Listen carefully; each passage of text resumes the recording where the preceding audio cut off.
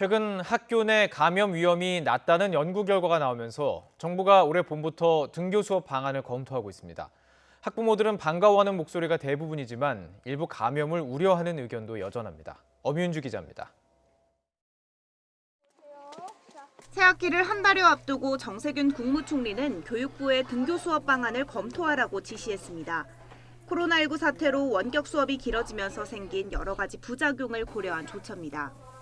오랜 시간 친구들을 만나지 못한 아이들의 사회성 부족과 우울감 등 정서적 문제도 걱정이 됩니다.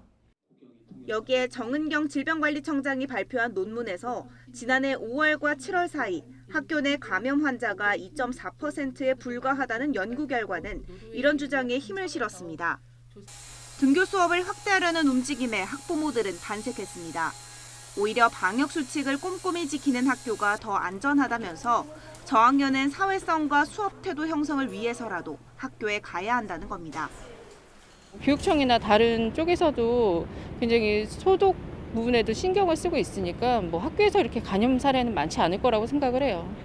저희 딸은 초등학교 1학년이었는데 1년 동안 학교를 가다 보니까 조금 안 가다 보니까 학습 태도나 이런 게 좀 안 좋아지는 것 같고 그 정도에 대해서는 그래서 초등학교 저학년 같은 경우에 저는 등교 개학을 해야 된다는 게 맞다고 생각하거든요. 온라인 수업이 길어질수록 사교육 의존도가 높아져 학력 격차가 더 커지는 만큼 학교를 보내야 한다는 의견도 있습니다. 사실 학력 격차는 아이들이 학교에서 배워야 되는데 오히려 학원으로 가서 배워야 되는 상황이 된 거예요. 그러면은 또 학원비도 솔직히 만만치 않거든요.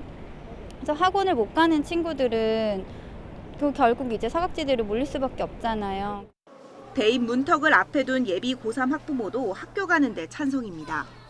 입시가 이제 얼마 남지 않아 가지고 학습에 집중을 해야 되기 때문에 집에서는 아무래도 좀 소홀해질 수 있어서 학교에 등교하는 게 도움이 많이 될 것 같습니다. 하지만 걱정 섞인 목소리도 여전합니다. 한창 뛰어놀기 좋아할 아이들이 방역 수칙을 잘 지키지 않을 때 통제가 어렵고 집단 감염이 확산할 가능성도 남아있기 때문입니다. 아무래도 방역을 철저히 한다고는 해도 아이들이다 보니까 특히 남자아이다 보니까 운동이 격해지거나 조금 뛰면 숨잘 때 마스크를 이렇게 자의로 이렇게 벗기거나 덥다고 이렇게 벗을까 봐.